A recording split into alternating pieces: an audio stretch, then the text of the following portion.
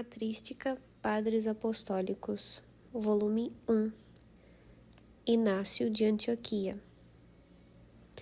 Introdução. Vida. Embora oriundo de Antioquia, seu nome deriva do latim igne, fogo, e natus, nascido. Ignatius é bem homem nascido do fogo. Ardente e apaixonado pelo Cristo, pela Igreja, pela unidade e pelo desejo de imitação de seu mestre. Quase nada sabemos de seus pais, de sua formação, se era de família cristã ou convertido. Alguns, conforme Eusébio, dizem que fora o segundo bispo de Antioquia. Abre aspas. Mas, depois que Evódio fora estabelecido o primeiro sobre os antioquenos, Inácio, o segundo, reinava no tempo do qual falamos. Fecha aspas. Pelos fins do século IV, Jerônimo dizia que Inácio, terceiro bispo depois do apóstolo Pedro, da igreja de Antioquia, foi enviado a Roma, condenado às feras durante a perseguição movida por Trajano. Fecha aspas. A liturgia bizantina, em sua memória, não acrescenta dados biográficos, mas ressalta traços marcantes de sua personalidade. Abre aspas. Êmulo dos apóstolos em sua vida, sucessor deles sobre seus tronos. Tu encontrastes na prática das virtudes, ó inspirado de Deus, o caminho que conduz à contemplação. Assim, dispensando fielmente a palavra de verdade, lutastes pela fé até ao sangue, ó pontífice mártir Inácio. Roga ao Cristo para que salve nossas almas. Fecha aspas. A igreja de Antioquia o celebra a 17 de outubro, data que se encaixa melhor com a data da carta aos romanos, dia 24 de agosto. A liturgia latina o festeja a 1º de fevereiro.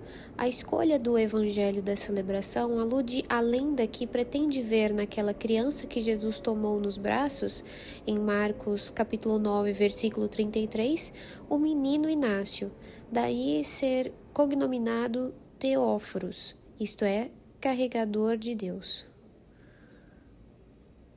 Inácio tornou-se célebre por sua peregrinação forçada em cadeias de Antioquia a Roma, por volta dos anos 107 a 110.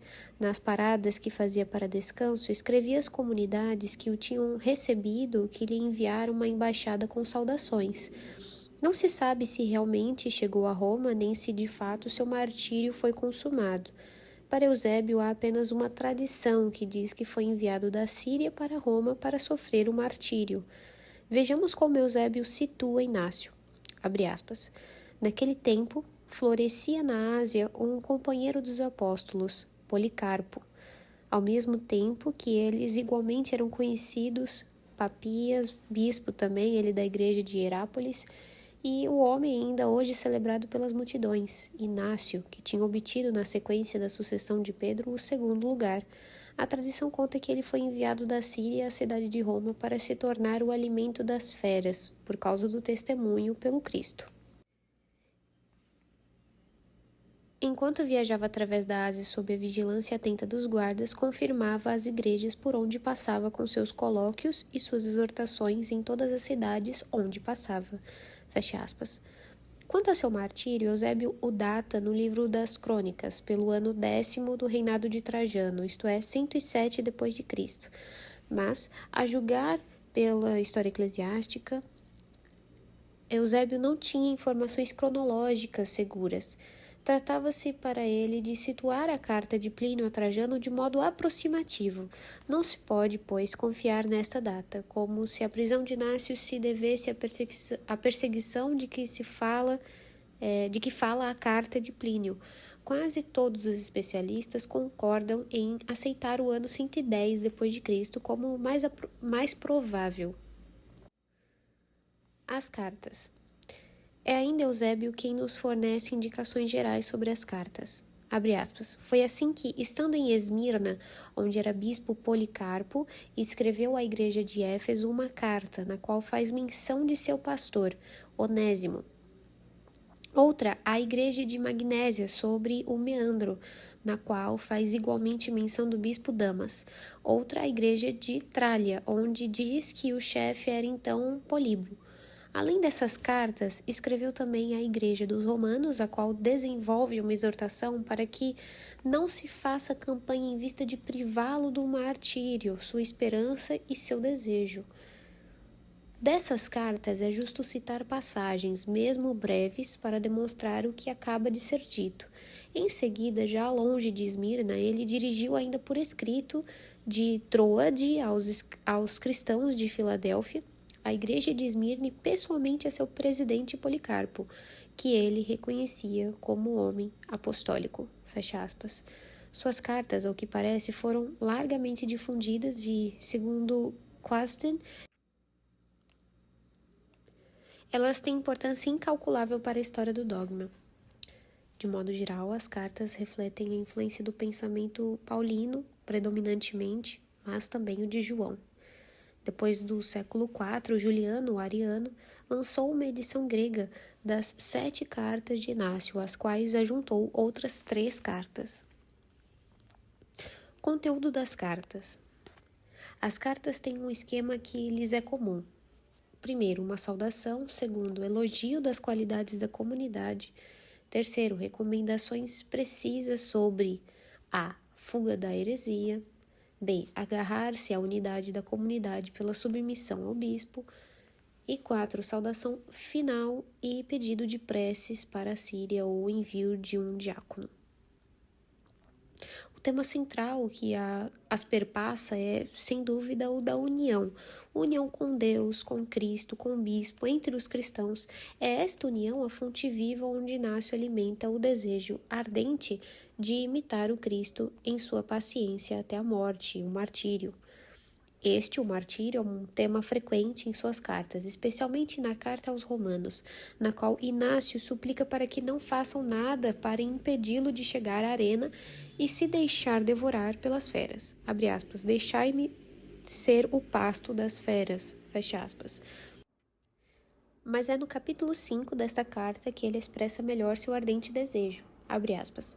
Desde a Síria até Roma, luto contra as feras, por terra e por mar, de noite e de dia, acorrentado a 10 leopardos, a um destacamento de soldados. Quando se lhes faz bem, tornam-se piores ainda. Todavia, por seus maus tratos, eu me torno melhor discípulo, mas nem por isso sou justificado. Fecha aspas. Possa eu alegrar-me com as feras que me são preparadas, desejo que elas sejam rápidas comigo. Acariciá-las-ei para que elas me devorem logo, não como alguns dos quais elas tiveram medo e não ousaram tocar. Se por má vontade se recusarem, eu as forçarei. Perdoai-me, sei o que me convém. Agora estou começando a me tornar discípulo. Que nada de visível e invisível, por inveja, me impeça de alcançar Jesus Cristo, fogo e cruz, manadas de feras, lacerações, desmembramentos, deslocamento de ossos, mutilações de membros, trituração de todo o corpo, que os piores flagelos do diabo caiam sobre mim com a única condição de que eu alcance Jesus Cristo. Sua concepção do martírio parece sofrer influências da filosofia helenística estoica de Paulo e de Quarto Macabeus, pois afirma que nada do que é visível é bom e, abre aspas, é vivo que vos escrevo, mas com anseio de morrer. Meu desejo terrestre foi crucificado e não há mais nada em mim. E não há mais em mim fogo para amar a matéria. Camelot chama a atenção para outros pontos importantes da doutrina inaciana. Abre aspas. Como a seus grandes doutores, a Igreja lhe deve certos traços que permanecerão adquiridos para sempre. Para a doutrina da encarnação e da redenção, da Igreja ou da Eucaristia, Inácio trouxe para a construção do dogma católico pedras sólidas e bem talhadas que permanecerão à base do edifício. Fecha aspas. Vêm os especialistas em Efésios, capítulo 1, versículo 1 e capítulo 7, versículo 2, a indicação da divindade de Cristo, o Salvador e o gerado e não gerado. Este termo não gerado, ingênito, faz fazer correr rios de tinta. O Concílio de Nicéia, 325, fixará no credo o genitum non factum, gerado não criado. Mas em Inácio não tem ainda esta precisão, embora Atanásio, que tomou parte efetiva na elaboração deste vocábulo, reconheça a perfeita ortodoxia do texto de Inácio. Aqui ele significaria o não feito, o não criado, o eterno, com referência à essência divina, sem visar o mistério da geração do verbo procedendo do Pai, como está em Magnésios capítulo 6, versículo 1, abre aspas, aos quais foi confiado o serviço de Jesus Cristo que antes dos séculos estava junto do Pai e por fim se manifestou, fecha aspas. Mas o grande tema de suas cartas é mesmo o da unidade. Esta unidade com Deus e com Cristo se manifesta na unidade com o bispo, acima da qual nada há de melhor. Em face aos dissídios, Inácio insiste como ponto fundamental e primeiro na união em torno do bispo.